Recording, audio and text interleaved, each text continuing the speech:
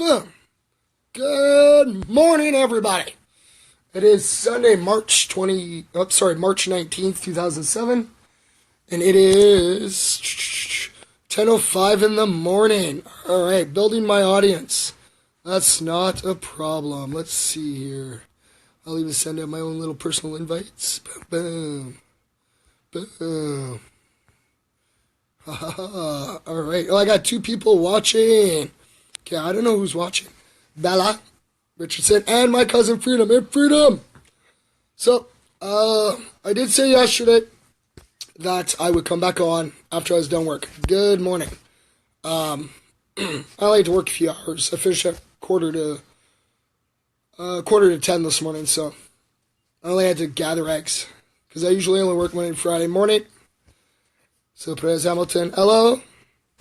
Saying hi to everybody. I don't know who's all watching. Still working on this live feeds. But, so I figured, I don't know. Nobody's messaged me for topics. Well, yeah, it's an easy day. I got messaged yesterday by, well, I promised I wouldn't say his name. That it was a private conversation.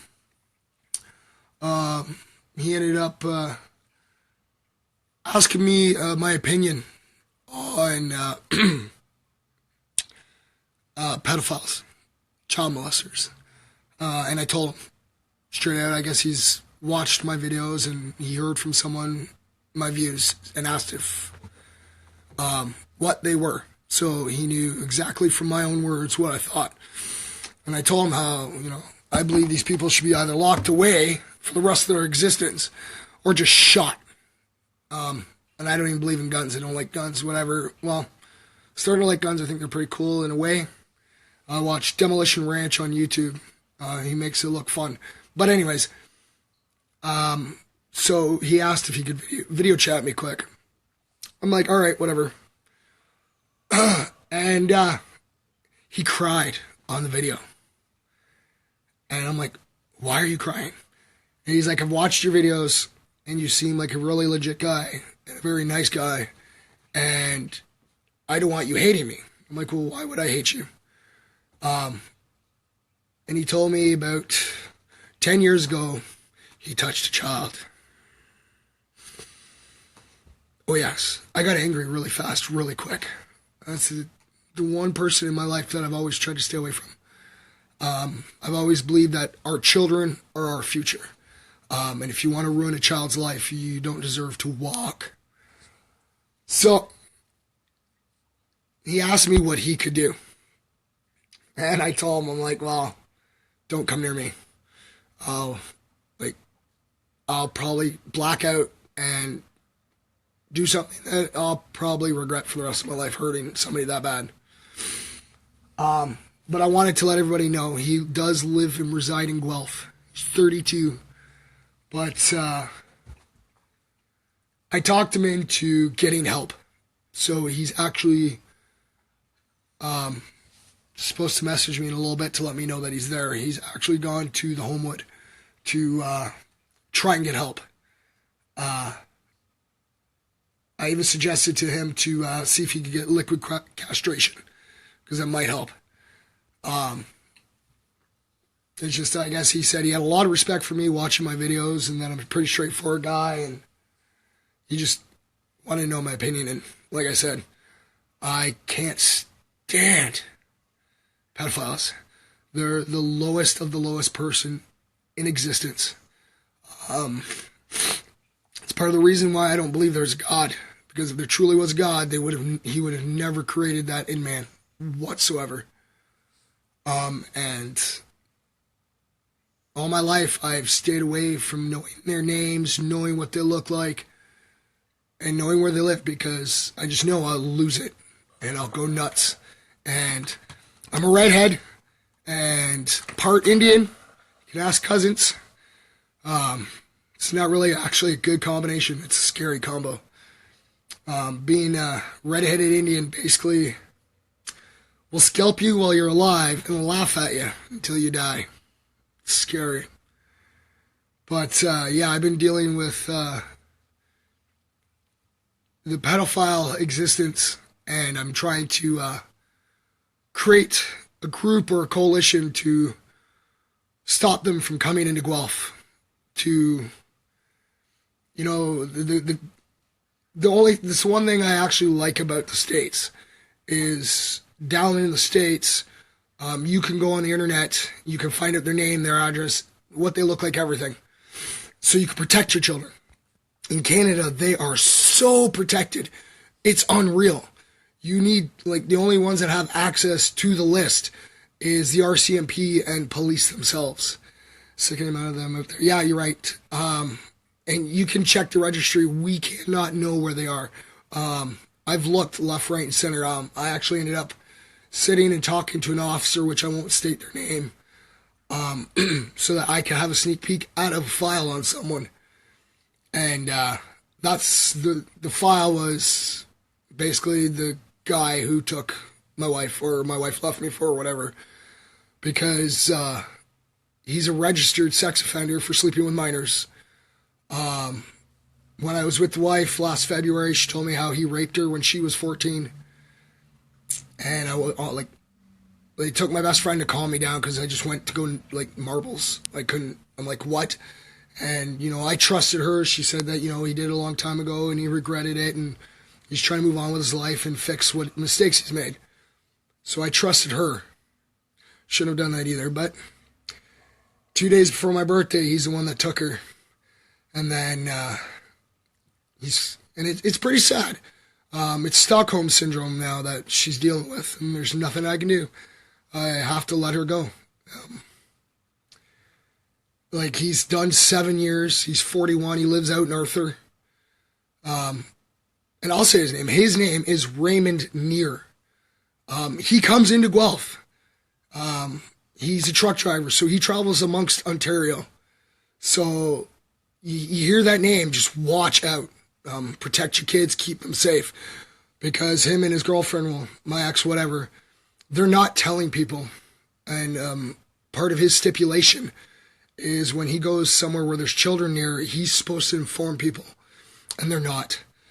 And I'm not that kind of person that's going to sit there and call the cops and go, hey, you know, this guy, whatever. Because I feel that he's going to end up getting arrested, put in jail for it, or someone's going to beat the crap out of him. He doesn't talk to me. He's blocked me. He's like totally scared of me. He's a coward, which all pedophiles are, total cowards. But he's 41 and he's got total control over a 28 girl. And she informed me, I guess it was like 2 days before Valentine's Day. And I have the messages between her and I to verify. She has to go do a video statement because he got caught. Well, he's being accused of touching another child. And she was sitting right next to him and there's 2 other people in the room. She sent me messages like left, right, center that, you know, she regrets treating me like crap and, you know, that I was right. And I had to continually ask her, I'm like, what am I right about? I don't know. And she's like, well, I have to go do a video statement. And I'm like, I don't even know what you have to do a video statement for. I have no clue what's going on with your life. You took off, you abandoned, whatever. And that's when she said, you know, to be honest, you know, Ray's being accused of touching a child and she was in the room. And so I'm like, okay. And I'm like, you know, I asked her if he did it. And she goes, well, I don't think so. I was sitting right next to him. I'm like, okay, well, whatever. You know, I even warned her, you know, if you defend him and he's found guilty, you have a possibility of being nailed with the exact same charge. And being a pedophile is not really a charge you want. It's the one charge you cannot get expunged. You cannot get it wiped off your record. There are like murderers out there that done their time, they get out, they've done their probation stuff, and they can get their charges expunged and erased and move on with their lives. But as a pedophile, you can't. You are on that list until the day you die. But like I said, there's nothing I can do with it. It's her choice. I started showing people the screenshots of the conversations her and I were having, and she blocked me, so I don't know out of all of it what was true, but I know that because I've messaged him, and I told him straight out that, you know, like, I heard, you know, you got caught again. You know, you're a very sick individual. I didn't say individual. I did swear, because if you notice in my videos, I try not to swear. I don't need my videos banned or blocked. And I just told him, I'm like, you just better make sure nobody gets hurt. And yeah, he blocked me. He convinced her to block me, whatever. But I'm not going to hide. I feel bad now because, yeah, my life started going downhill. Like I started to give up on my life. I thought my world was crumbling apart. I've had my friends, certain friends that were there backing me up and talking to me all the time. And that's why I had to get back on, so I could say hi to everybody and let everybody know that I'm still here. And I'm trying to be here for as many people as I can. And I live in Guelph. I've been in Guelph since I was 2. And it's the Royal City. And like I said, I've always believed that the children are our future. We're the ones that lead them down their path in life. We're the ones that start their life off by helping them. Hey, Dave, what's up, buddy? Told you I'd let you know when I went live, so I messaged you. There's a couple that I was able to. So you just came on. I was just saying about Christina and Ray, but the whole thing about him being caught again and her blocking, because, like I said, pedophiles are the lowest human beings in this world. They don't deserve to have a life at all.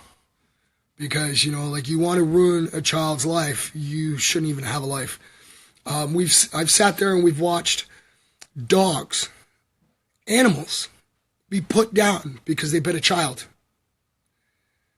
And I hope I'm an inspiration for a lot of people. I try to stay positive and stay focused.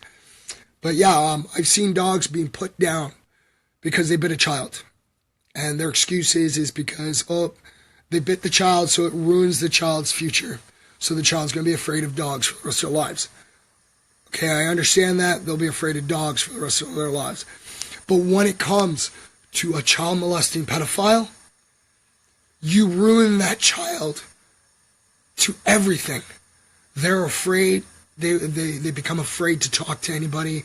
They become isolated. There are cases where they've ended up killing themselves because they can't handle life. I have a 14-year-old son, Mikey, and I have other kids out there I call my kids. I've took them under my wing, and, they call me dad, much respects and everything. But I would never want that to be brought upon any child at all. You've had your life. Why would you want to ruin a little child's life? It's hard to put into words the frustrations. They're idiots, they're morons, they're lower beyond low. It's unreal. And they're protected. And I think that's what annoys me the most, is that they're protected. And like I said, I've said his name. He's Raymond Neer. He lives in Arthur, 41, drives truck for a living. But you got to watch out for my ex, because if you see her, he's somewhere nearby. And you need to protect those kids. The children are our future. But, see here. Oh, one of my games is going off. Oh, cool. That's back. So I want to get off topic about that, because I'm going to get really frustrated and really angry. Yeah, if you look at my hair, it's a little damp still. Like I said, I have 2 showers a day every time I go to work. I did have somebody comment on one of my videos telling me just cut my hair. I love my hair. My hair is just, it's a beautiful color. I have people all the time asking me if it's dyed. Yeah, you're right. He's a batty man, bro. I know, totally. But trying to get off the topic because it's going to frustrate me and anger me. And I've dealt with a lot of crap since 2 days before my birthday. And like I said, you guys ask me, I will tell you straight out. You want to know what happened with the ex and I will tell you from the day and everything. And whatever I say and tell you, I have every message saved. I just learned how to do screenshots. So I think that's kind of what got me busted with the ex because I was sending screenshots of the conversation between her and I was letting people know. So, like I said, I have conversations. I have conversations between me and her original Facebook, her second Facebook, even her third Facebook. I even have the messages I sent him because I'd say around almost the end of July, I had her messaging me that she loves me, misses me. I even have messages where she wanted me to come get her. And then by the time I was done work, couldn't because he was on his way. And I'm like, fine, you know what? I'm here if you need somebody to talk to. I'm here. Technically, yes, I am still her husband by paperwork. Speaking of that, one of my sons, a lot of my female friends are envious of, actually I have a lot of female friends who are envious of my body, period, because I have less hair on my legs and arms than most women do.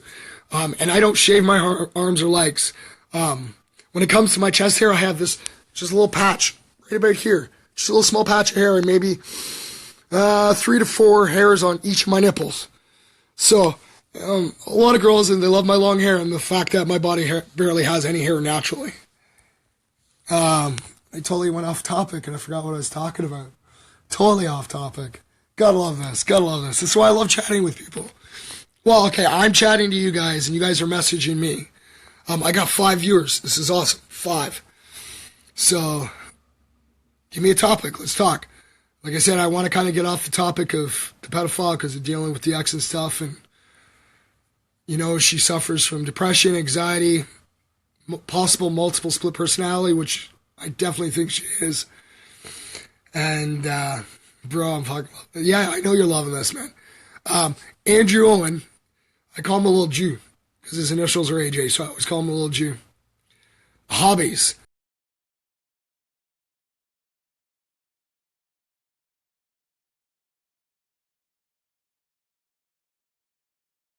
So hobbies. Oh, I got lots of hobbies. I love cooking.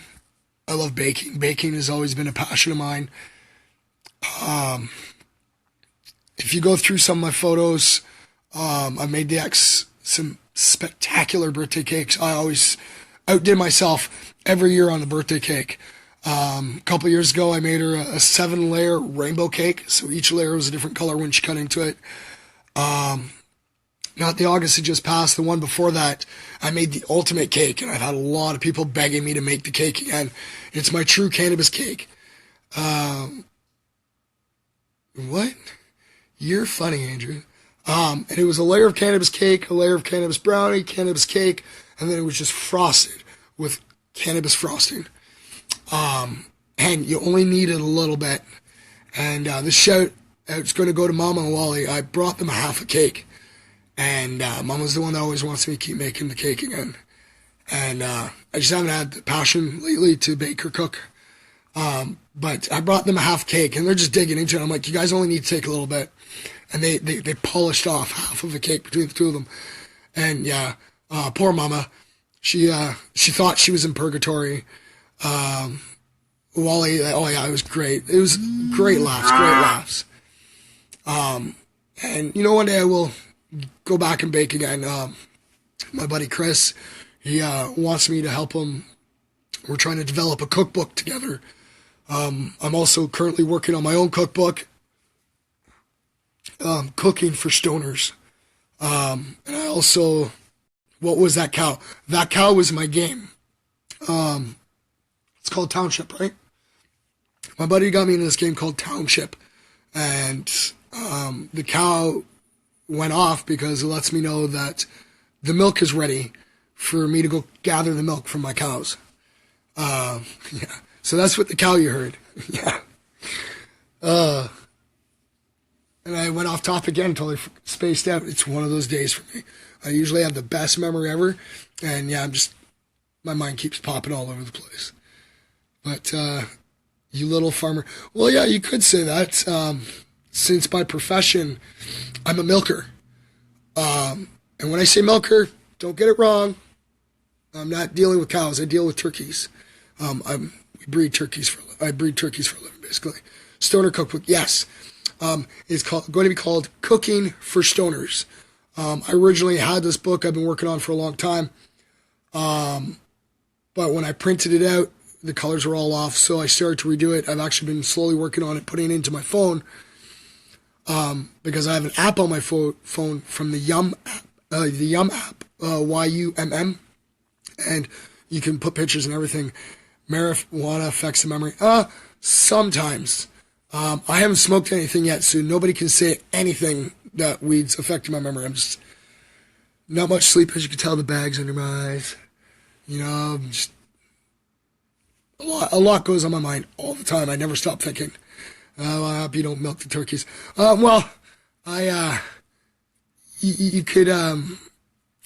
You could say I milk turkeys, because you can call me a semen sucker. I'm a turkey jerker. As a milker, I gather the semen from the male turkeys, and I bring them to the rest of the crew that inseminates them into the female turkeys. We deal with like 82% of the turkey population worldwide. It's all us. So next time you sit and have a turkey sandwich, or you sit and, have turkey at Thanksgiving or Christmas, just remember, my hands might have been on that bird at one time. It might have been. You never know. Touch a lot of turkeys. But I've been doing the same job. I love the company I work for. Actually, what's really funny is back in 2003, I lived in Ferguson, Laura. I was the manager at the gas station, the Petrocan that used to be there. And I actually used to pump their gas all the time. And through my experience at Timmy's, every time you see a chicken catcher, they smell so bad. So bad. So, anyways, I was working one day and I was pumping their gas, and I'm like, well, what do you guys do? And they're like, well, we catch turkeys and breed turkeys and stuff. And I'm like, well, you guys don't smell. Like, do you go in the barn, or is this, just the company? He goes, oh, no, we all do. He's like, they have like really high biosecurity standards, and it's a very clean company. So, anyways, I used to pump their gas, and back then, nobody got fired, nobody quit. I couldn't work for them back then. So about 6 years ago, I stopped working for Timmy's. Finally, I had enough. It was frozen. It wasn't baking anymore. I couldn't take my pride into my product anymore. So still to this day, I actually have my retirement letter from baking. Because I did. That's the letter I handed them. I was resigning from working for them. I was resigning from baking altogether. That I was not going to use it as a profession. And I came home and I'm like, okay, the last day I baked for any Tim Hortons was a Father's Day. So I end up getting home and I'm like, you know what? I've never taken time off from work. I'm going to take 2 days. I'm not going to work. I'm not going to look for work. I'm going to sit and relax. And so I threw, a resume out there. A week, I got bored. Just drove me nuts. Anybody that knows me, I can't really sit and do nothing. It drives me like bonkers. I have to always constantly keep going and doing something. So yeah, maybe a week, a little under a week. And I'm like, okay, I'm going to start sending some resumes out. And by chance, I sent one out to the hybrid turkeys, and I got a response. And I've been working for them ever since. And it's a great company. I make really good money, great benefits. The company's been family, and, I'm Hybrid Turkeys, which is a division of Hendrix Genetics. And Hendrix Genetics deals with poultry and salmon, and it's a worldwide company, and I just love it. It's great. I'm always constantly meeting people from, France and, from the States and from all over the place, all over the world. It's great. They bring them because I'm really good at my job. They like bringing visitors to me because I take the time to try to understand people and try to see what's going on. And I've met a lot of people, and really nice people, and it's really cool. I recommend anybody, if you want a good job, good money, great benefits, send your resume off to Hendrix Genetics. Let them know I sent you there. Usually when I send anybody to, put your resume in or whatever, they get a call back and end up getting a job and it's great. So that's what I do for a living. So we can go back. Let's see my topic, my hobbies. So as a baker, I love baking. I love cooking. I love playing music, like guitar. I don't have my guitar anymore. Pawned it off a long time ago, which I really wish I didn't. It was an acoustic, beautiful guitar. But, I was with the ex at the time, and, we needed money because, she wanted, I always had to make sure when I came home, I always had to have, pot on the table, smokes, and coffee all the time. So, I drove myself broke. But that's life. Like I said, most people that know me know that money really means nothing to me. I really don't care the day I die, if I ever die, because I really don't think I will. But you can't take it with you. You really can't. Money just basically pays the bills. It's about all it is. Money really doesn't buy true happiness at all. And heard a funny commercial on the radio going, they say money doesn't buy happiness, but how do you explain pizza? Pizza's great. I love pizza. But, so yeah, I don't play guitar anymore, but I love playing guitar. Love just sit and listen to some music and tunes going on, all varieties of music. I listen to everything and anything. I love creating new things. I love writing. I've got a few novels on the go. I've got one novel I've been working on since I was about 16. Kind of got the outline for it. Got about 7 chapters done. Got a long ways to go with it. And then I got a secondary novel I started about a little over a year ago. Trying to get that. I did part of the first chapter and jumped to the second chapter and kind of stuck trying to put them together so it makes sense. What's the coolest thing you ever made? The coolest thing I ever made? My son, Mikey, my little boy Mikey. He's the best thing I ever made. Ever. But if it comes to food-wise, I think my cannabis cake has gotta be one of the best. But it's hard to tell. When it comes to baking, I've made rainbow cakes, cannabis cakes, freaking all these other ones. Yes, good answer. Yeah, you're right. I take great pride in being a father. I don't get to see my son, but he lives out in Hamilton somewhere. His mom won't let me see him, which is fine. He's 14, and he's going to come to the point. He's going to come looking for me. Every little boy does. They always want to meet their father. I was the exact same way. I wanted to meet mine. I met him, realized how much of a loser he was, and I don't even talk to him.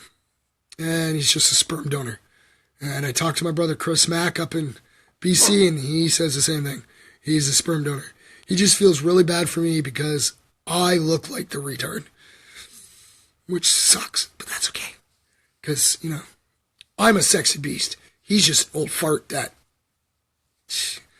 because of him, I have anywhere from a half dozen to a dozen brothers and sisters from here stretching across Canada, which I will eventually find all of us and get us all together at one point. But, anything else? Oh yeah, I was talking about my son. Sorry. He lives in Hamilton. He's 14 years old now. He was born in Fergus, because I was living in Fergus at the time. We came back to Guelph. He was only a little over a year old. His mother and I separated 14 days after he turned 4. And yeah, I was interesting time. We went through the whole court process. I'm the one who filed the papers. Because I just wanted to make sure my boy was safe. And I even represented myself in court. And they always say, only a fool represents themselves. And I'm a pretty good fool because I did really good. I think what my biggest downfall is I got too cocky. Because the very last time we had in court, she was the last witness. I ended up having her get mad and angry on stand. The judge got so frustrated, he was getting angry with her. And it was the final statement. And, judge asked if we were ready. And I'm like, I've never done this before. If you can give me maybe 5 minutes, I can put one together. He's like, you know what? You did really good. He's like, how's this? You can, go do your final statement, submit it to the court, and then submit it to the opposing lawyer. And then the opposing lawyer has an opportunity to, respond. And then after they respond, I have an opportunity to do my final one. So I'm like, great. I did a 7-page final statement, and I used every one of her own witnesses against her. I think I did really well. I submitted it to the courthouse. I submitted it to her lawyer. And the day I submitted it to her lawyer, I had a doctor's appointment, so the meeting for exchange for my son was at the police station. So my mom went and picked him up, and I went to my doctor's appointment.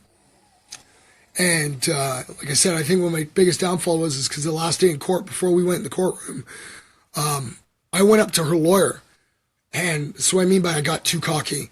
And I looked at her lawyer, and I'm like, I guess your boss is going to want to talk to me when we're done. And he looks at me, he's like, why? I'm like, because he's going to probably want to offer me your job because I'm kicking your ass already. And I'm not done. Like I said, too cocky, way too fast. So when I did the final statement, anyways, I guess, because I was a baker at the time, so I had my son, must have been like 11, 12 o'clock at night, knocking at my mom's door because I was staying at my mom's at the time. And so I didn't get up because, I have to sleep for work. My mom will watch my son while I go to work. So I get up, eventually to go to work, and, there's a business card from, the police station that they were looking for me, and nobody answered. So I'm like, okay, I'll deal with him after work. So I go to work, I do my night bake, and everything's all cleaned up. My kitchen's all clean, my bake's all up front. And at this time is usually when I went out to go for a smoke. It was my first break. And as I'm walking out the front door so I can go outside, 2 officers came walking in. And I was arrested. But they were fair enough that they let me go out the back door so that I can climb in the cruiser so that, the customers didn't see and stuff. And much respect for them. And I was being arrested on 2 counts of assault and uttering a death threat to my ex-wife, my first wife. I have fought these charges. They've all been dropped. No evidence whatsoever. People were changing their stories and everything left, right, and center. So it ended up getting tossed because it was nothing but lies. But because of that arrest, I originally had where I got to see my son every weekend, and I got to talk to him for 2 hours 2 hours every Thursday during the week, and I got him every weekend. And because I got arrested in those charges, we never got to finish the courts. So she went right back to court, and, I'm arrested and this and that. So I ended up being nailed where I could talk to my son for 2 hours every Thursday, and I got to have him every other weekend and every other holiday. So I'm frustrated now because this is my boy, my pride and joy. Like, if you go through my photos, he's a spitting image of me. I definitely thought of myself when I made him. And so I'm fighting these charges. And as I'm fighting these charges, she dipped and took off out of Guelph. So I went to go take her back to court. Court wouldn't listen to me because I got stuck with her court costs as well. So whatever. So they wouldn't even listen to me because she wasn't supposed to be able to leave Guelph without the consent of the other party. So by the time I finally got the court costs and all that out of the way, I couldn't qualify for legal aid. I made too much working at Tim Hortons, and I didn't actually have the funds to get a lawyer. So, oh yeah, you're right. It was a low blow. And it's funny because my lawyer still has the DVD in his office of my video statement when they're questioning me, where the officers ended up coming back in and complimenting me on how well my memory was. And I just told them in the video, I'm like, it's not that hard. I'm telling you the truth. So you guys are just changing the questions for the exact same answers I've given you this whole time. Like I've always said, the truth is what sets us free. But I have her also on the DVD with her statement. And what she did that day is she brought my son to the police station to give him to my mom. And she left from the police station and went to Zeller's. She had this big Zeller's bag. So she went shopping before she went to the police, stating, 2 counts of assault and entering a death threat. Because when she left the police station, she actually was heading to her lawyer's office to hear about my final statement. And yeah, obviously, I don't even know why anybody would hire him as a lawyer. He doesn't even have the respect of a lawyer to walk in looking like a lawyer. Trust me. But obviously, this is something that was concocted between her and her lawyer. The uttering the death threat was supposedly somebody went up to her, telling her and claiming that I asked them to go kill her. And when it ended up coming to court, the guy took the stand, and he even said that, I would never ask anybody to go kill her. If I was going to do something dumb, I'd do it myself. I wouldn't want anybody else to put the risk out for me. But he even explained to the judge how he called me dad at one time because I took him under my wing. And so, the judge asked him if, he still calls me dad. And he goes, I would want to, but he won't accept it from me anymore. And the judge questioned that, of course. And he explained to the judge how that I wouldn't accept him calling me dad any longer because I warned him that, you come to me for help, I'll try to guide you the best way I can. You can still do whatever you want, but if you hurt a child, don't ever come near me again. And he molested his cousin, and yeah, wrong thing to do. So I stopped talking to him, and that's how it went. And she tried to make me out to be such the bad guy, and I never was. So anyway, she took off. And, she bounced, I lost count the amount of time she moved from Brockville to Hamilton to, she moved all over the place. I kept getting notified by housing places because she was applying for housing and stuff. So, they need my, my tax stuff and tax information. So I was willing to send it to them. And I'm like, okay, great. Now I can, take her to court because now I get to know where she is and stuff. And they would go back, tell her that they talked to me and, I'm willing to work with them. And that, that I'd be taken to court. And 3 times I've had them call me in 3 different ones, different cities. And each one of them ended up calling me going, well, we don't need your tax information. She's withdrawn her application. All right. Oh. So, yeah, I did stop paying. And, yeah, I'm an idiot, but, yeah, at the time, I thought, I'm paying for a child that I don't even get to see. So I did stop paying. And I'm like, maybe if I stop paying, she'll come out of the woodwork and let me see my son again, and I'll go back to paying. But I ended up finding out I got pulled over. I got a ticket for driving with a suspended license.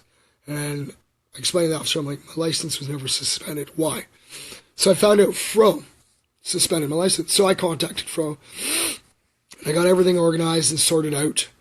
And I ended up owing like 10 grand in back support. So, I set it up so my child support, my regular child support would come out of my paychecks automatically. And then I was paying them on top to clear it out. As soon as I had 5 grand cleared out, they reinstated my license for me. So I was able to drive all over again. And I ended up paying the 10 grand back. And I still pay. Of every one of my paychecks, my child support comes automatically off. And it goes down to Fro and then gets sent out to her. So I didn't get to see my son from the time he was 4. I love how they can... Oh, I know. I didn't even get a warning, a letter that, they were suspending my license. I had no idea. I found out because I got pulled over. But, she took off when he was... Her and I split up 14 days after he turned 4. By the summertime, she'd already left. Nope. By Christmas time, she ended up leaving Guelph. And I didn't get to see him again until about 3 years ago, 4 almost. When my second wife left me for cocaine addiction. And, she was messaging me all the time, and she wanted me to come get her from Windsor. I had no vehicle. I had a license, no vehicle. I couldn't rent a vehicle because you need a credit card. And with the credit card, I had friends that had credit cards, but the one that had to drive the vehicle is the one that actually had to possess the credit card. I was the one that had the license without the credit card. My friends just had the credit card with no license. So I called my kid's sister because she has a vehicle, and I thought maybe I'll get her to drive me up, and she wasn't able to. And she's like, "Well, you stop talking to mom. Call mom. She might let you use the vehicle, or she'll drive you up." So I'm like, "All right, okay, I haven't talked to this woman in like over a year. Fine." So I called. My mom's like, "Yeah, okay." I apologize. We talked for a little bit, and I'm like, "I need to find a way up to Windsor to go get Christina." Like she's hooked on cocaine, ma. I tried to sit there and help her break the habit and stuff. She left me on my dad's birthday for the guy who got her hooked on cocaine. So I'm like, "Okay, what?" And my mom's like, "All right." So my mom shows up, and she knocks on my door, and I'm like, "Well, why didn't you call me? I told you just to message me when you're on your way. I'd meet you outside." And she goes, "Well, I want to talk to you first." I'm like, "Okay." She's like, "I have somebody in the vehicle that's been dying to see you." So I'm like, "Okay." She goes, "So don't get too excited. Don't lose your mind." I'm like, "All right." So, we walk out, and there, sure enough, there's my boy. My little boy, Mikey, about 8, 9 years old. Well, but 7 or 8, and he's sitting in my mom's van. And I don't care what anybody says. My son showed up when I'm doing this live thing right now. I wouldn't care who was watching. I'd still shed tears because I love my boy so much. Because when I saw him that day, I held him tight and I hugged him so much, and and I was so happy and excited to see him. And so he sat in the back seat with me on the way up so we could talk because he wanted to be right next to me. And he's such a smart kid, very smart. And he looks over at me and goes, "You know what, Daddy?" I'm like, "What?" He goes, "I'm Catholic." I'm like, "Okay, I know. Where'd that come from?" He goes, "I'm not Jehovah's Witness. I'm Catholic, Daddy." I'm like, "I know. I haven't asked you." We weren't even talking about religion. And he had an interest with stars, so I had an app on my phone, Sky Map. And he's so smart. He knew my birth date, his mom's birth date, his birthday. He even knew my wedding anniversary with his mom.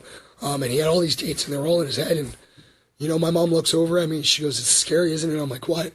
And she's like, "He's just like you. He's got your memory. He's got your looks. He's got your attitude." I'm like, "Yeah, that is kind of scary." I was a little badass growing up, a little hellion. I'm really hoping he doesn't. But my mom said, and, I even saw him, because, we stopped on our way up to Windsor and stuff. And, he'd hold the door for people, and very respectable little boy. He was very proud, And so, he ended up meeting Christina, which ended up getting my mom mad, because my mom had an issue with Christina, and my mom felt that I shouldn't have gone up to go get her, and whatever. And we stopped on our way back to grab something quick to eat. And so we're staying there in line, and Mikey reached up, and it was actually holding Christina's hand. And then he looks over to me and grabs my hand, and he goes, "Yes, Daddy." I'm like, "Yes, what?" He's like, "I approve." I'm like, "Thank you, buddy."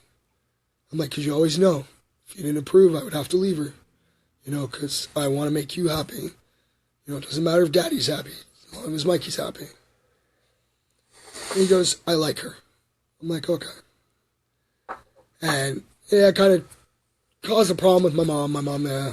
So my mom and I, when we got back the next day, my mom's like, "Yeah, my boarder that was here, she ate all the food. I have nothing to feed your son." And so I'm like, "You know what? Meet me at the store next door," because I lived on Willow at the time, right next to the convenience store. So I'm like, "Okay, come over, and I'll meet you at the store." I got milk and cereal, bread, and everything. So, my boy had something to eat at my mom's. And my mom started eating right on me. And it was all about, Christina, and calling her these names left, right, and I'm just getting agitated and angry. And So she went to go walk by me, and, she, like, grabbed my son's hand and went to go, and I'm stood in the way, and I'm like, you do realize I can stop you? And she goes, well, I can call the police. I'm like, actually, no. There's no police jurisdiction on our court papers. I already know this because she tried before she took off to Hamilton, because she knew I made plans to have my son for Christmas and stuff. And, she tried the whole thing, I'm going to call the police. So I'm like, go ahead. I have, the messages between us that you knew I was going to have them, and you agreed to it and everything. And, yeah, she tried to call the police because the police called me. And they said there's no police jurisdiction. And it's not on the court papers that when I finally get to go back to court, make sure I enlist it in there so that I can always call them for help. So still to this day, on those court documents, there is no police jurisdiction. And if I wanted to be an outright jerk, I could drive to Hamilton, go pick my son up, walk away, and not be arrested. But I'm a fair guy. And, like, I don't need that hassle for my poor boy. I love my son to death. And the day that, my mom started, and, I hugged him and I told him as they were driving away, I'm like, I love you, buddy. And I'm like, until the day Daddy dies, I will constantly and always fight for you. I may not have the money to do it, but I will always fight for you and I will always be there for you. And that's the biggest reason my Facebook is totally public. Right? You don't need to be on my friends list to see my wall. Because one day, that little boy is going to see my videos, and he's going to be like, there's my dad. I want to contact my dad. And I've tried numerous messages to his mom with no response. I've tried Facebook messaging her, email messaging her.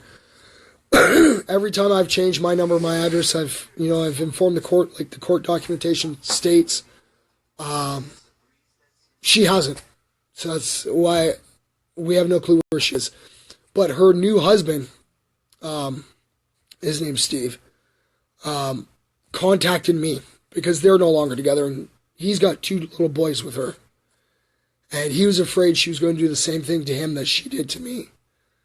So, I've talked to him a little bit, and, I've told him, let Mikey know that I love him. And, his daddy's here waiting for him. He's old enough that, he's 14 now. Just give me a second.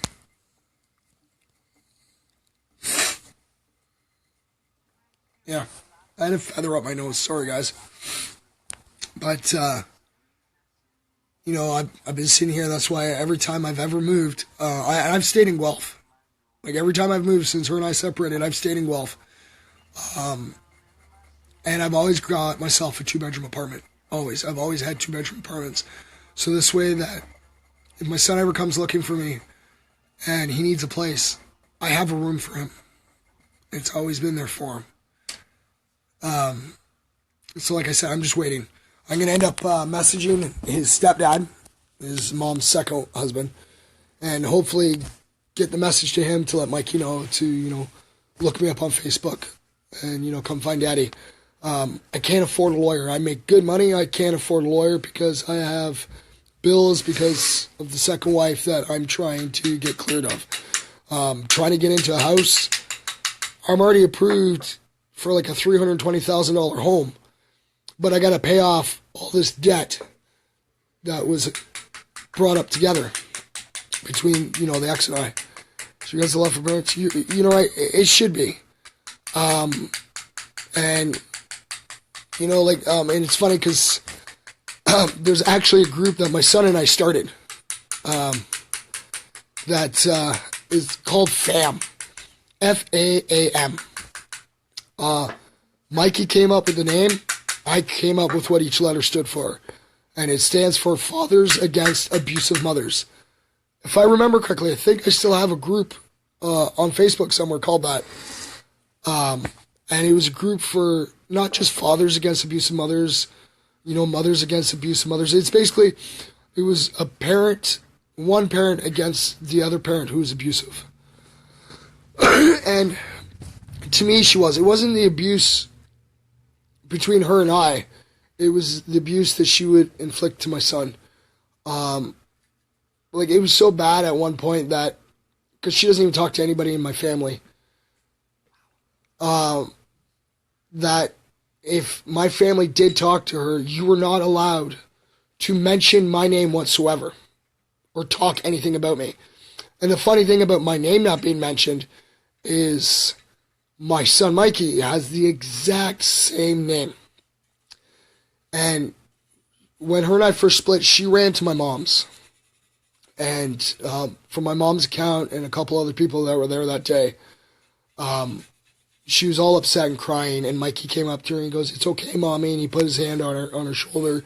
And she shoved him away. And she's like, "Oh, why don't you go live with your father and maybe he'll beat you?" And, like, how can you say that to a child? Like, I never bashed his mom. I never bashed his mom. No, I'm a straightforward person. You know, biggest downfall of my first marriage is I was too straightforward. Like, she was originally a one-night stand. Because before I got married the first time, I didn't care who I slept with. I didn't care if I broke up a relationship doing it. You know, it was just sex. That's all that mattered to me. But I knocked her up and I got her pregnant. And I did what I was raised up to do, was take my responsibility and be a father and marry the woman I impregnated with my child. And I did. And, you know, she's getting, like, we get in heated arguments and I just look at her and go, "Remember, you were just a one-night stand. I didn't love you at first. I ended up falling in love with you after." And, yeah, never say that. Never say that to anybody. Yes, he is old enough to choose where he lives. Corey, you've known this for a while with me having to fight for my son. He is old enough, but I just don't have the money to go to court. So he is currently 14 right now. If, say, he were to run away from home and come to me, and she sent the police after me, as long as he told them that that's where he wanted to be, they couldn't stop him. Because the last time I saw him, when she originally took off out of Guelph, the last time I had him at my mom's, and it was really sad, and, like, it brought tears to my eyes, because we were playing Tekken, and he loved Tekken. And then, you know, I'm like, "Hey, buddy, we got to get ready to go." And he's like, "No." He's like, "Lock the door, Daddy." And I'm like, "Oh, no." I'm like, "I have to take you to your mom's." He's like, "No, I don't want to go to my mom's. I want to stay here with you in Oma." And I'm like, "Okay." I'm like, "But I have to. It's a court order. And Daddy doesn't want to get in trouble where it takes a chance where I don't get to see you." And I'm like, "And, you know, your mom might call the police, and I don't want you to deal with that." And he's crying, and he's like, "Daddy, change the locks. The police show up, tell them I'm not here. You don't know where I am." And, you know, it really hurt. And it did. One of the main reasons that she ended up winning is because she had him in her care. And there's actually an officer, I won't say his name, he's a really great officer. Because, like I said, I filed the court papers. So I ended up having to serve her papers, and I've never done that before. So I ended up seeing her at the old welfare office. Oh, I gotta love my cousins. So I met her at the, you know, Ontario, it's the welfare office in Guelph, where it used to be. And, you know, I'm like, "Can we talk?"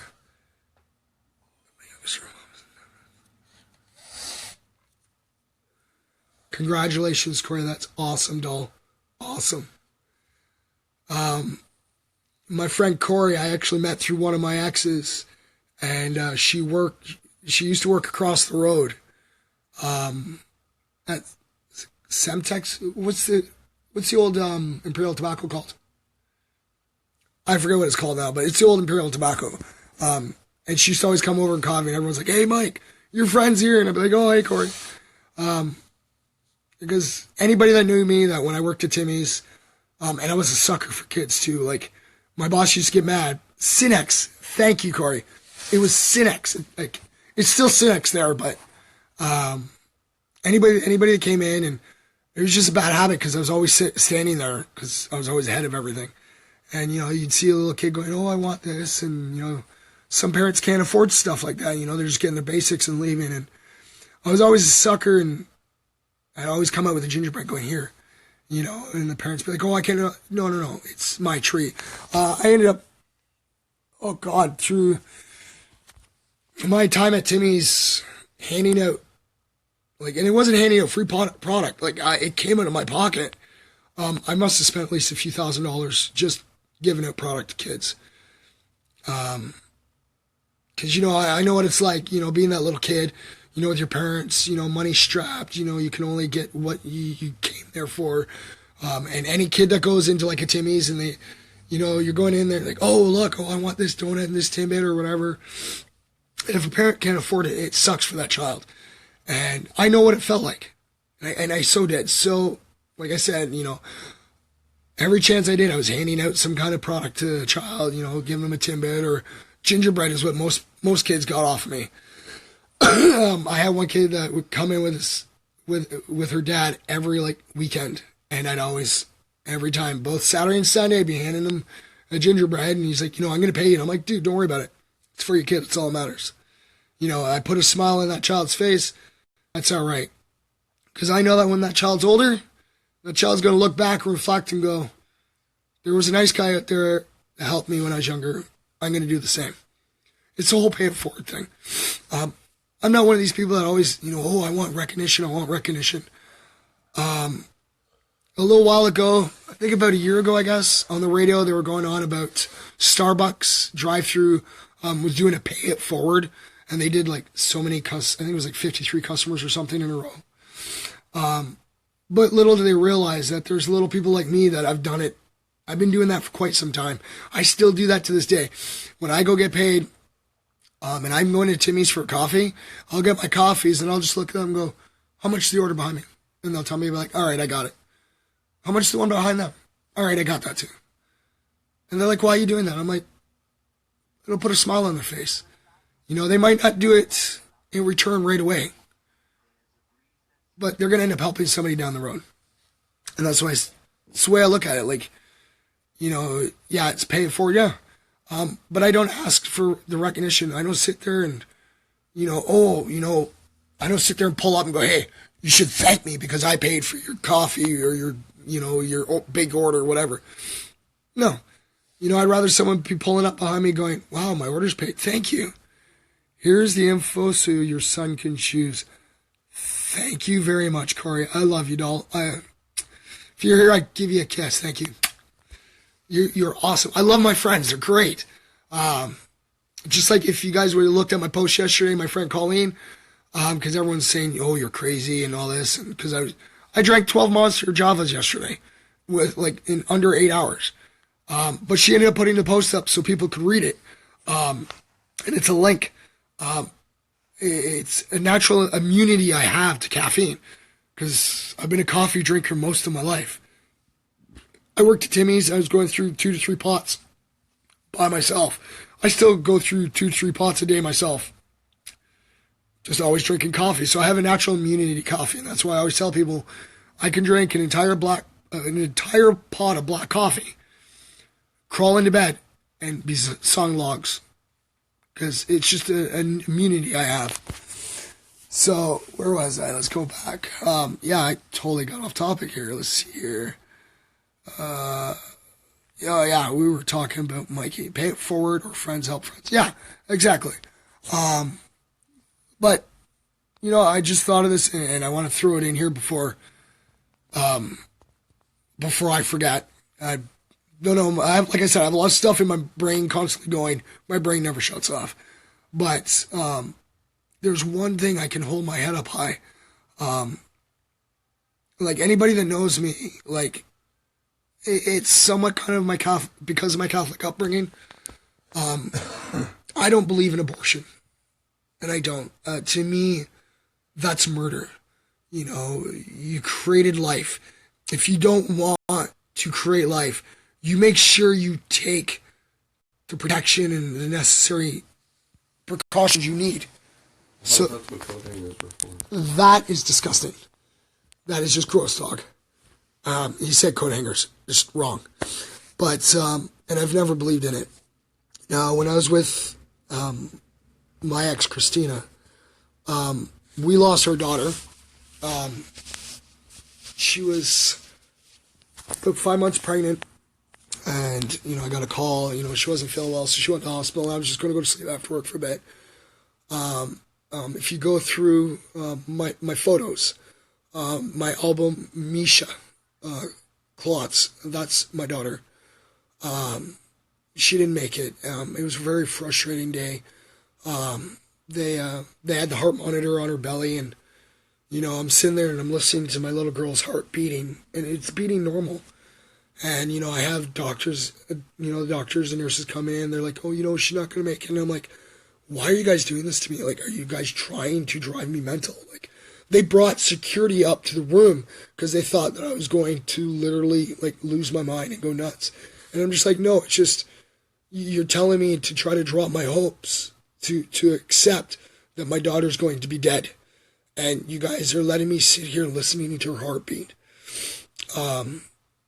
But Christina has a weak cervix, so she wasn't able to hold a child. She has a hard time. We didn't know until after we lost Misha that she had the weak cervix, so that if she got pregnant again, that at 15 weeks, she had to get a stitch in her cervix so she could carry full term. And yeah, I got her pregnant every year. She just couldn't make it to the 3 months. Because if you look at, here's my arm. That's the picture that's on my daughter's urn. And her daughter's Misha, if you can tell, November 28th, 2010. That's the day we lost her. Her ashes are actually mixed in the ink that's embedded in my arm. So my tattoo has her ashes, so I will always have my daughter with me. Christine has the exact same tattoo, but on her left lower leg. And trust me, it took me forever to find someone to do it, because the tattoos weren't done at a professional shop. We had a mutual friend that did them out of her home, and I was very thankful.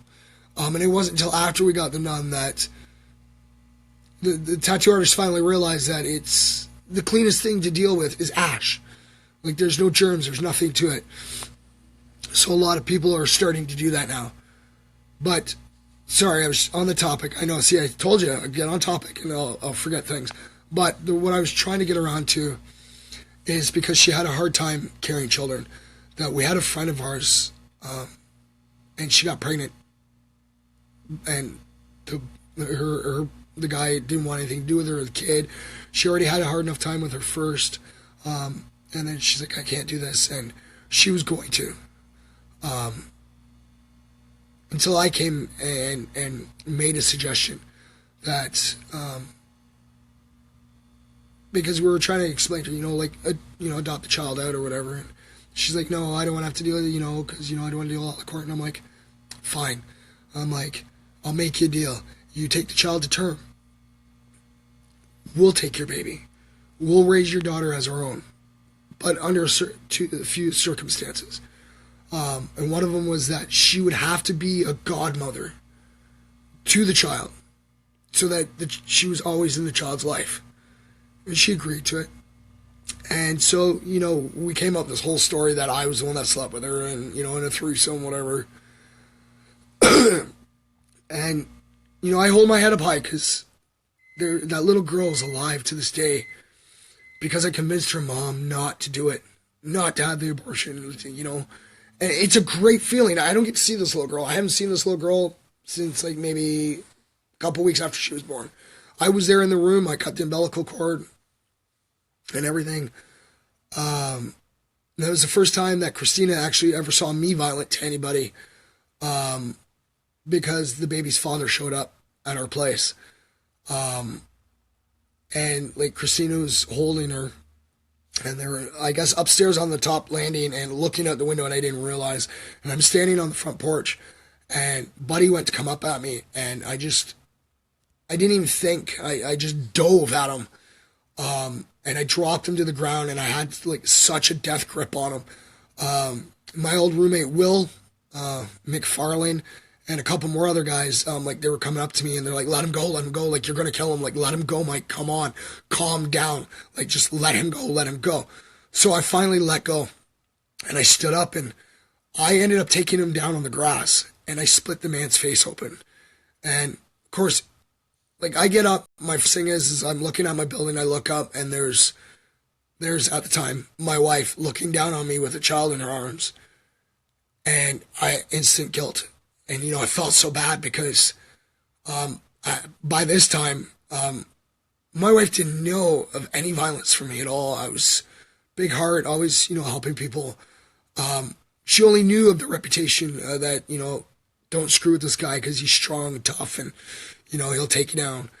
And I felt bad instantly because she saw this out of me. And there's like the dark side of me that I don't really like. That's why I don't fight or anything anymore, because it's the redhead in me, the pagan in me, and I can get vicious when I fight. So I stay away from it. I will sit and talk to get out of a fight so that no bloodshed happens between any parties. But she ended up coming down, and I'm like, oh my God, I'm about to cry because she just saw this. And I'm like, I am so sorry. I didn't want you to see this. She goes, it's okay, it's okay. And then she goes, look at him. And I turned and I split his face like open, like he had blood all over his face. And I'm like, oh my God, I just did that and I didn't mean to. Like, I didn't hit him in the face. I took him down, dropped him, and then just death gripped him.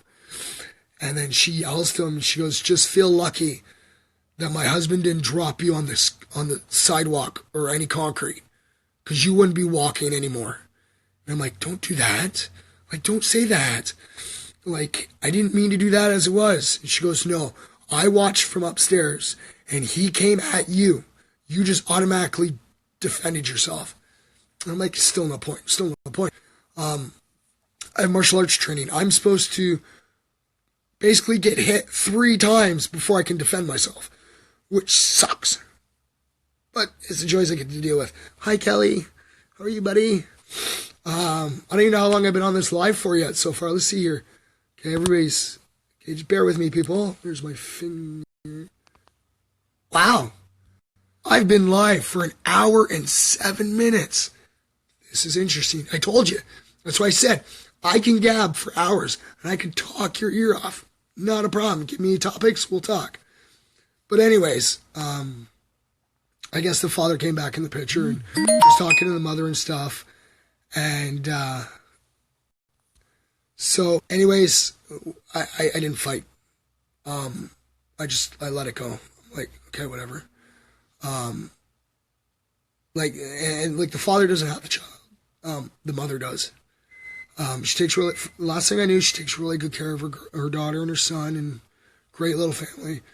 But I'm just happy that the child's alive because of me, and it's great, and it's one of the best feelings ever. But like I said, I'm not one of these people to sit there and, ooh, I want to be recognized, because I already know that my reputation precedes me, and people that know me or have known of me either A, know how much of a nice guy I am, or they've heard rumors and they're scared, like, totally scared of me for some reason. I don't know why. That dinging you guys are hearing, people are commenting on other videos that I've done. So I'll go check that later, because if I go to check it now, it's going to pause the video, and then I don't want to make you guys wait. I'm here.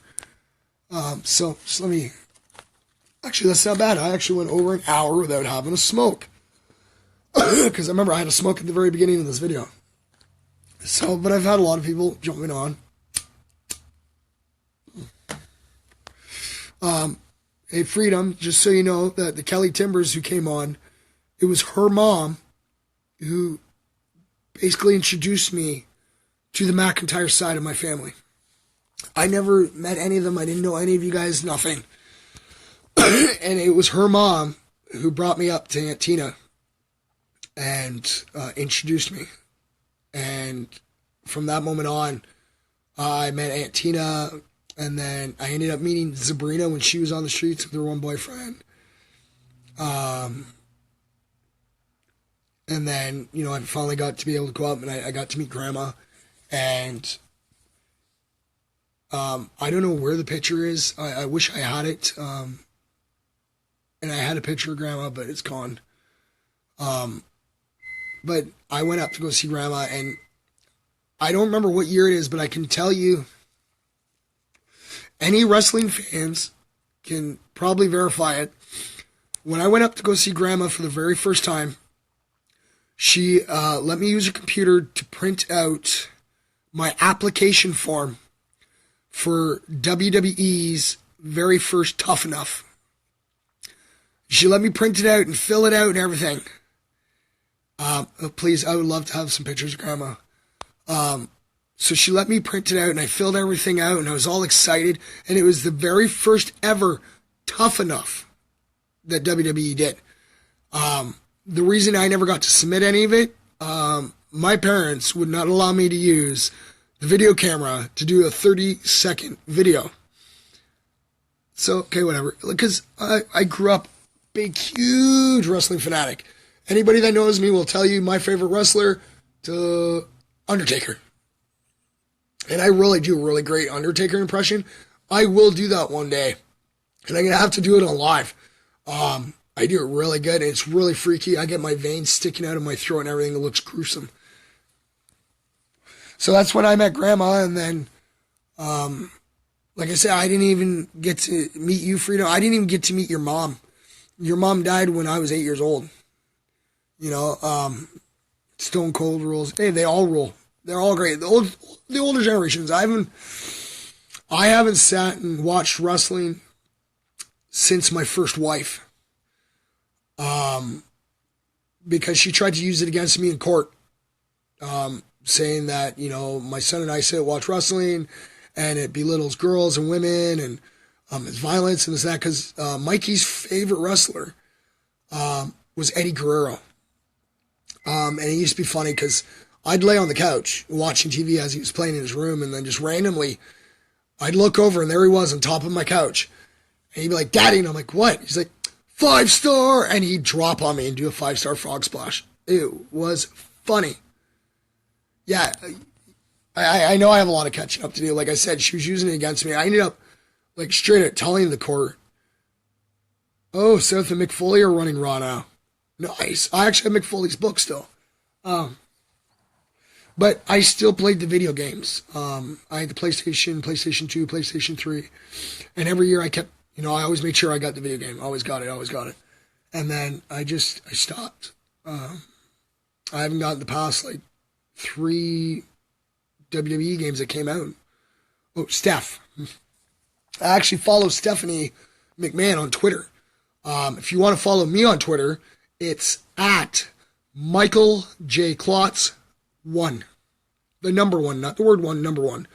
I've had that Twitter account for ages. But like I said, I'm starting to get into this whole Facebook Live thing, technology. It's starting to be fun. So eventually I will connect my Twitter and everything. I had a website. I don't know if it's still in existence. It was part of FAM, the Fathers Against Abusive Mothers. And it was called Help Save the Second. And I had pictures of Mikey and stuff. And because she would send them to me on a crappy weekend in shorts, no socks, sandals, and a t-shirt. And I'd go buy him new clothes. And I'd buy him running shoes, socks, pants. And then when we went to court, she tried to use it saying that she was buying it all. And no, I even paid for my son's glasses, what's really funny about the glasses situation is when her and I were together, we already discussed that one day our poor son's going to need glasses because she wears glasses all the time. I need them for distance. Her sight's so bad that if they didn't shave her lenses down, they would be the thickness of the bottom of the Coke bottles. That's how bad her eyesight was. So we knew he was going to need glasses. So she ended up bugging me. She's like, "Oh, I don't have the money to pay for his glasses." So I paid for his glasses. And they gave me the prescription that he has. And the scary thing is the prescription he has is the exact same prescription for my eyesight. But that was back then. I don't know about now. when I went and got my eyes checked a couple weeks ago, I got stigmas in my eyes. So my eyes are getting worse. So I'm glad I got my glasses. I can see again. I don't have Twitter. Do you have? Nope, I don't have Instagram. I don't have Snapchat. I have basics. I have Facebook, and I have Twitter. Yeah, and then I have my email, which I've been using since the very first election I ever ran. Oh, actually, the end of the first election, which is mayormike_2003 at hotmail.com. My Facebook's connected to the mayormike_2003 at live.com because my original Facebook was closed down a long time ago. But I only respond to my Hotmail emails. And like I said, I've created that because I was going to use it in the next time I ran. I never ended up using it, but I've kept it, and that's any emails, anything that I have to do with internet or whatever, all goes through that email address. So I have basic Hotmail email, Twitter, Facebook, or just text me, call me. I know I still try to use Twitter too.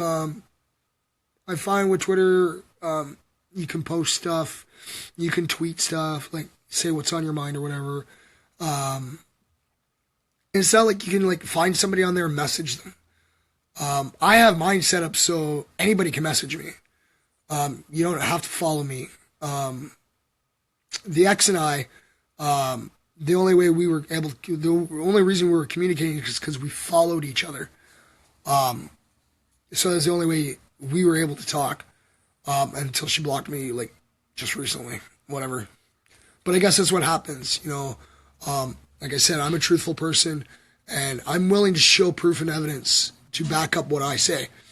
So I show people and, the saying's true. Truth hurts, and it does. It so does. But it's what sets us free. I'd rather go to my grave knowing that nobody has to sit there and go, oh, that was the truth about him? No. When I go, people are going to be like, I know the truth of him. I was working on an autobiography, my own biography. I was actually talking to my cousin Sabrina about religion aspects. Because my whole religious outlook changed. Like I said, I had Catholic upbringing and stuff. Yeah, there are privacy settings on Twitter too. But yeah, we're having, because I had Catholic upbringing, total Catholic upbringing. My first wife was Jehovah's Witness. And I didn't even know she was until the day we got married. And that's only because her parents were not going to come to our wedding because I'm Catholic. They have a thing against me because I was Catholic. So, but we ended up getting married. And all my wedding pics is on my old Facebook with her. But if you looked at her, you wouldn't be able to tell that she was 4 months, almost 5 months pregnant at the time. You wouldn't be able to tell. But that's how I found out she was Jehovah's Witness. And so, later on that night, and I looked at her, I'm like, why didn't you just tell me you were Jehovah's Witness? She goes, well, I'm not technically Jehovah's Witness because you have to baptize yourself into the religion. I believe it's a cult. I've done my research. It's a cult. But you have to baptize yourself in it. And she didn't. And when I first met her, like I said, she wasn't one night stand. She was living on the streets. She was bouncing from friend's place to friend's place. I met her because one of my friends was flirting with her. And him and I used to always screw around with each other and be like, hey, I can get this girl before you. And he was talking to her, trying everything, and I got on the phone. And she liked the way I talked, and, we're like, well, let's go for coffee and stuff. William McFarland. Okay, this is the Will I was talking about earlier in my video, that he was my roommate back on Willow. He's one of the ones that helped get me to release my death grip on Justin. That was the guy's name. He was one of the ones that totally helped calm me down. Great guy. Props out to you, Will, if you're still watching, buddy. But yeah, I was talking about you earlier about the time that I took Justin down when he came at me when we lived on Willow. My biography. because I wanted to be able to do it so that this way, if I don't get to see my son before anything happens, knock on wood. Sorry, medic. That was Uncle Mike knocking on the table, buddy. I wanted him to be able to open a book and go, "This is my dad." And then I started going nuts on it, and I'm just started going nuts. And then I realized that, I have to go back because I forgot to add a certain memory in. So I'm like, oh crap. And I had to do this a couple times. I'm like, okay, wait, this is way too frustrating. So I grabbed my yellow notepad and I'm like, I'm going to go old school with this. And I'm going to, yes, I have a YouTube channel, Michael Klotz. Actually, if you go on there, you'll actually, on my YouTube channel, I have a whole bunch of videos that I created for my second wife. We were together like almost 7 years. Married. We would have been married for 6 years the January that just passed. So like I said, when she left, it was destroying me, and I got creative, and I was like pictures I had, and I made videos, put music behind it.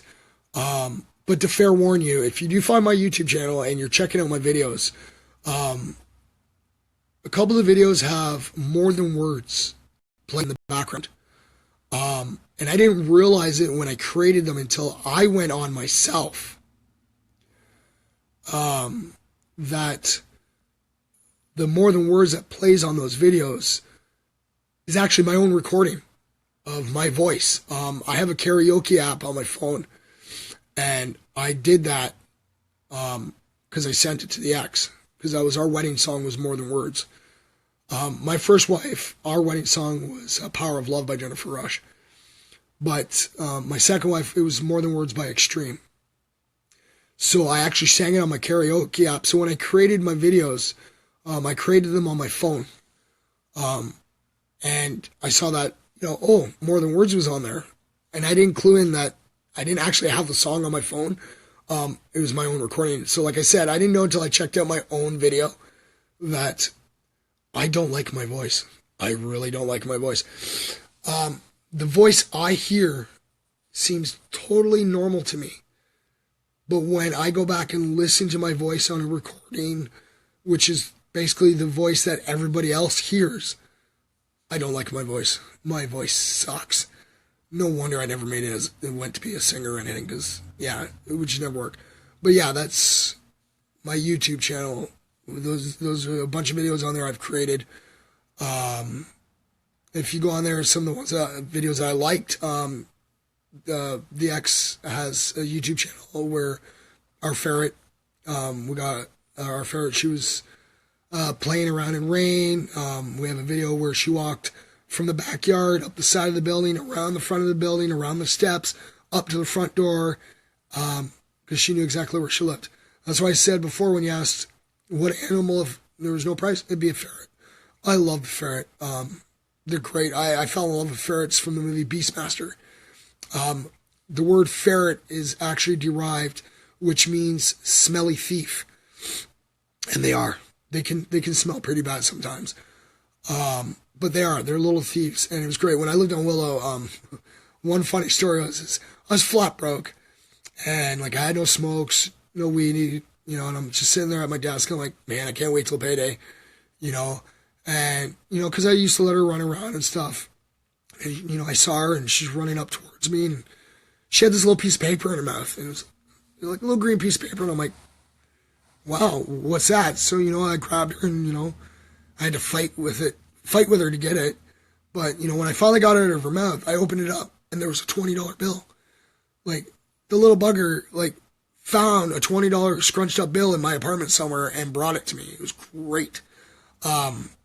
Anybody that does any research on ferrets, they've been used by plumbers and electricians, even thieves have used them because they can climb through walls, and you can train a ferret really well. But let's see here. I've been on for an hour and 24 minutes. So what I'm going to do is I'm going to end up cutting this short so that I can post it on my wall. I'm going to do a few things, maybe play a video game or two. And, I'm going to try to come back on live again later, try to do some shout outs, whatever. Like I said, this is my way of staying connected to people. I had a hater one time that was sitting there. I'd put a profile pic up. They would take it and create an account. And then I was getting nasty messages. The ex was getting nasty messages. So that's why there for a little while I had a video profile pic. And you can only hold so much on it. I was going to say my catchphrase, but I was only able to basically say my name. And of course I'll be safe and have fun. I always do. It's life. It's great. It's better to look at life being happy than, being depressed and sad. I've learned from, there's a movie called The Secret. It's really great to watch. And it explains how the secret to life is, it's always been mind over matter. If you sit there and you think positive and, you see yourself doing something and you picture yourself doing it and you keep picturing you're doing it, eventually it's going to happen. But if you sit there and keep thinking negative and bringing yourself down, and that's all that's going to happen. And like a lot of times I've done it myself. Like I said, in the summertime, I got right down on myself. I'm like, I'm going to die. My wife's left me. I have nothing. I'm a horrible person. And it just seemed the world was coming crashing down on me. And then I went back and I'm like, I got to watch this movie again. And I watch it all the time. I have it saved on my Netflix so I can watch it when I need it. And it's so true though. Like you think positive and, like I always tell people, everything works itself out in the end as long as you stay focused and stay positive about it. But yeah, here I go again. See, like I said, I'm rambling. Like I said, I can gab for hours. Hours. Give me a topic, we'll gab. You want to know something about my life? Not a problem. That's one of the main purposes to these videos, is that the day that if it's ever proven to me that I'm actually mortal and not immortal, somebody can actually go through my walls and go through my videos and they could put together their own biography of me if they want to, which would be great. But it's also so that my son can look back and go, that's my dad. If he has kids, he can go, hey, look, that's your grandfather. Or, that's your opa. I don't know. My son hasn't had kids yet, so I don't know. I've thought about it. I have. But on the other hand, like, I will try to motivate people the best way I can, but I don't want money for it. Like, it's not worth it. That's why, like, everybody always pushed me to be a salesman. I'm really naturally good at it. But it's the guilt factor. I wouldn't feel right selling somebody something if I can get it to them cheaper. If I can get something to someone cheaper, the cost I'm paying is the cost they end up paying. Because it's just the way I am. If I'm getting it cheap, you're getting it cheap too. Like, I'm not making anything. Like, if I go pick up weed or something for my friends, because I'm picking up, nobody gets chinced, nobody gets ripped off, everybody pays exactly what I'm paying. It's just, I'd rather someone be happy that they got a bargain than sitting there going, oh yeah, it's just some guy got it for me. So that's why one of the big reasons I've stayed away from sales. Plus, anyways, everybody pushed me to do that. So, Andrew Singh, how you doing, buddy? Anybody that wants to know Andrew, he was the head baker at the last Tim Hortons I worked at, up on Silver Creek in Guelph. Great guy to get along with. His wife's a superb woman. His father-in-law, Manjit, is like one of the best bosses I've ever worked for. You guys are great. Your whole family is great. I love going through and grabbing coffee and just saying hi or shooting the breeze with you guys. You guys are awesome. You're welcome, man. But like I said, I've been gabbing for an hour and 29 minutes. Another 45 seconds will be at an hour and a half. So I'm going to go off for now. I'll come back if you guys want to know anything. Like my past, my first wife, my second wife, my son, the kids that call me dad that I take under my wing. You just want to ask me my thoughts on something, or, how I would react to something, or, you want my opinion. I'll give you my opinion. I do my best to not steer people the wrong way. Yes, I have a habit, like a lot of people misread me. They think that, I'm Mr. Perfect, I'm Mr. Right, I always got to be right. I'm one of the first people that will admit when I'm wrong about something. Yes, I take great pride on being right. And that's why I don't lie to people, and I'm straightforward with people. Because every person I've ever given advice to in my life so far has not once come back to me and said, that was bad advice. Because, like I said, I wouldn't want someone to give me bad advice, right? And if someone's telling me something, I'd rather them know for sure. Like I said, I've gone through quite a lot of crap. Like I said, doing job forms with my biography, and the saying's true that no matter how bad you have it in your life, there's somebody out there who has it worse. And like I've gone through a lot of crap, and didn't really realize until I started putting everything in point form that that I actually had a pretty crappy life. You've been fucking doing this. Calm down, Jesus. You sleep all day, I worked. It's not my fault you worked. No, but I'd rather work so I could pay bills off. Like, jeez. But yeah, like I said, I just realized that all the bad things that have happened, that I didn't have a God watching me or anything like that. And that's what made me start to realize, like, maybe there isn't a God.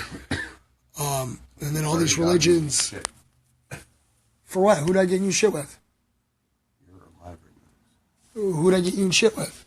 You're live right now. Yeah? So stop.